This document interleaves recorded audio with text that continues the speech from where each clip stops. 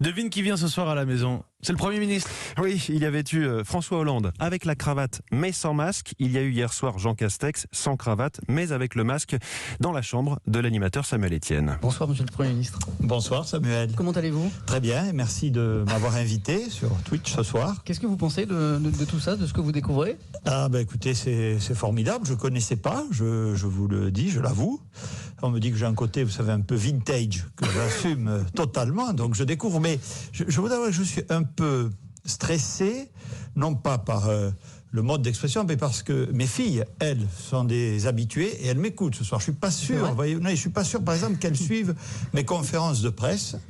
Mais ce soir, elles sont là. Alors, voilà, il faut que je me tienne particulièrement bien. Voilà. Bonsoir Samuel, le ton était posé, un peu différent d'une interview traditionnelle. Les questions ont défilé sur l'écran, posées par les membres du réseau social Twitch. Sur le plan sanitaire, il n'y a pas eu d'annonce. Politiquement, Louis Dragnel, qu'est-ce qu'on retient de cette prestation du Premier ministre ?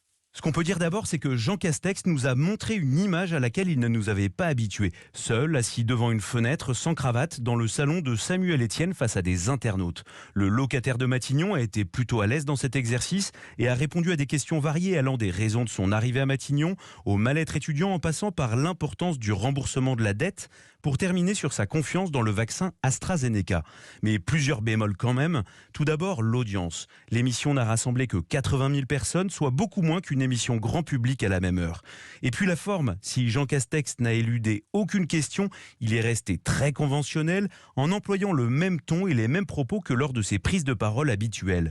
Après tout, comme il l'a dit lui-même à la fin de l'émission, son objectif était de faire de la pédagogie. Mais en observant les commentaires de plusieurs internautes déçus par cette posture, on finit par se demander si cet exercice a réellement un intérêt pour lui, s'il le reproduira, et finalement si ce type d'opération ne relève pas plus de la communication que d'une volonté de s'adresser à un nouveau public. Louis Dragnel du service politique d'Europe 1.